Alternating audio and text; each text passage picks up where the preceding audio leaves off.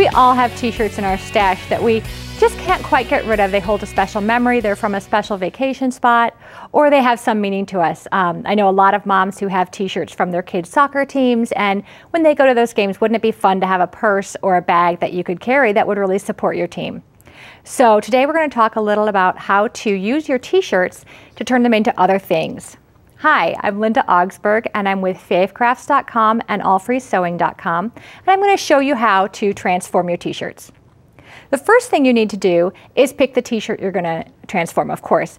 And different t-shirts have different patterns and different space designs. Some have a very tall design, some have a little rectangular design. So you need to pick your pattern based on what it is your t-shirt is really calling you to do. In this case, my t-shirt was a little rectangular pattern, and so I picked a cute little clutch bag. You can see here that this is the basic t-shirt that we started with, and it was just a size medium, but again, you can use any size you have. When you're working with t-shirt fabric, since it's a knit, it stretches, and that can be a bit of a challenge to work with. So I've got some tricks for you. First, you want to use interfacing that's made for knits. In this case, this is a tricot interfacing. One direction doesn't have any stretch, the other direction does. So when you put that down and fuse it in place, this is a fusible interfacing, you want to make sure that you put the non-stretch direction on the stretch direction of your t-shirt. And that will give you the best stability. You can see here, now that I've got it fused, it doesn't really stretch in either direction now. And that's what you want, is something that's a little more stable. This interfacing also comes in other colors, so if you've got a dark t-shirt, you might want to use a darker interfacing. There's also other interfacings that are for knits that don't have stretch. That's also a good idea. This is a little heavier weight for a knit.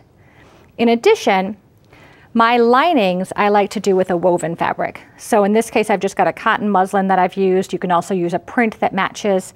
And I like to fuse a non-woven interfacing to those lining pieces, again, to give it some stability if I want that extra strength and body. Next, when I press, I use pressing cloths, or in this case, Teflon pressing sheets. I like to put those down on my ironing board first when I'm going to put my pattern or my t-shirt down, because I don't want this print to heat set onto my ironing pad. Then I put my interfacing down, and then I put that second layer, because you don't want the glue that's on the interfacing to come up through the interfacing and again stick to your iron. So you cover that up as well. You've got everything nice and secure and protected. So that's a really great way when you're ironing to keep everything safe and to stabilize your fabrics. Next, you can see I've cut apart my t-shirt because it's much easier to work with when it's flat. So in this case, I cut a shoulder seam and the side seam, just left the sleeve attached. You can always use the sleeve for something else.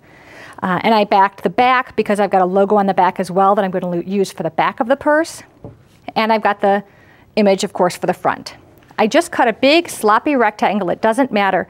You want to make sure that you don't cut to your exact pattern measurements, because if you do, then you've really got to line things up perfectly, whereas if you just do a whole rectangle behind, you've got the fusible going all the way to the edges. Then I photocopied my pattern. In this case, the pattern on the website will be the right size, but you can enlarge. If you find a pattern you really like, you can enlarge that to work on your t-shirt, or reduce it if you need to. Then I thought the best way for me to place my pattern,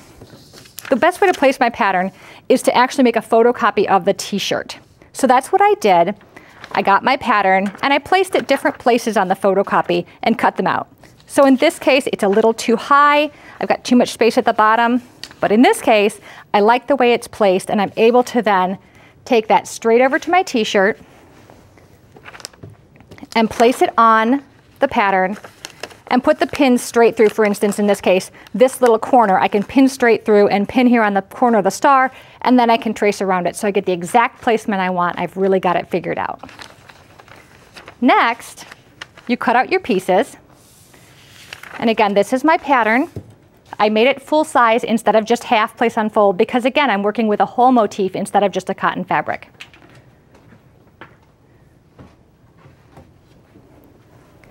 So I've got my pieces cut out. I've got my lining fabric, I've got my 2 pieces of t-shirt. They're backed with the fusible. You can see them both. And now I'm going to mark, there's a little tuck in this pattern, so I'm going to mark that on here with a pencil just in the seam allowance so that I can make sure I can see it. If we do it in both sides, I can just flip over the pattern in this case, mark the back, and mark there. Make those pleats and baste them in place. Here we've got the outer edge sewn.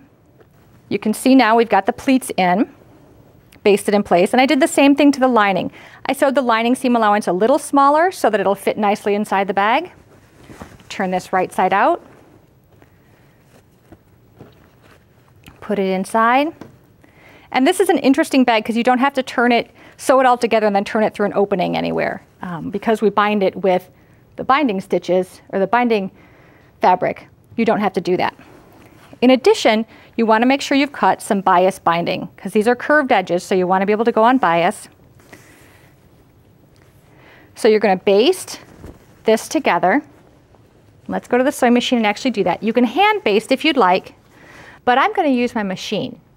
I've set it up with a basting stitch, and I'm going to remove the accessory box so that I can slip it in here because it's a tight fit. We're going to just slide it under. You're going to sew the whole top edge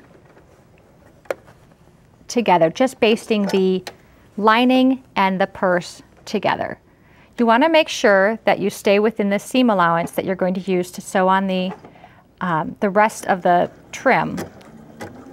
So we're just going to sew along. It just occasionally stitches. It's just a big loose stitch, but it just secures everything.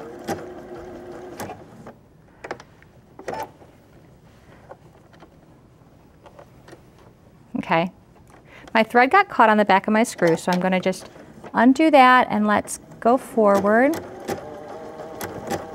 And it's just a loose stitch. Again, you can also use a longer stitch length if that's better. And I'm going to go right off the edge for this one, trim it,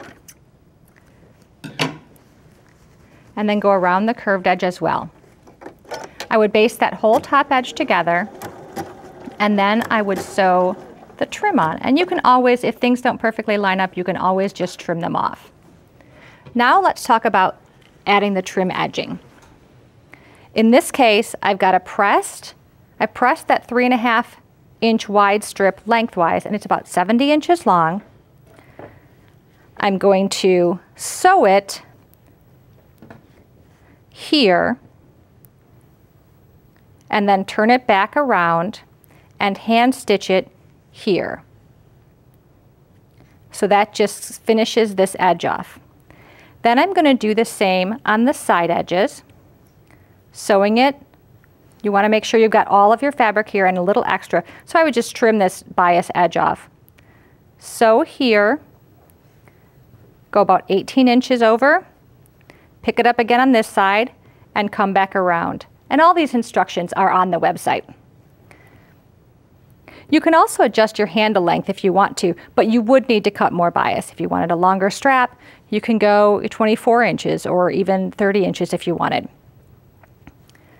You also want to make sure before you sew on this binding that you've added your piece of whatever you want. I'm using elastic because I think it's so much handier, so that you can sew the button on the front and the elastic and fasten it. As you can see, we did this here. And you can use any variety of buttons you want. Pick something that works with the purse, with the trim, with the shirt. You know, this would be great for a really rustic button or for a rustic bag. The others, you know, more floral, whatever you want that works with your piece. Then you want to finish that up, top stitch those edges, and your purse is done. Sew on the button by hand and you're good. So now, as you can see, there's other examples of what you can do with your purses and with your t-shirts, so just get started recycling.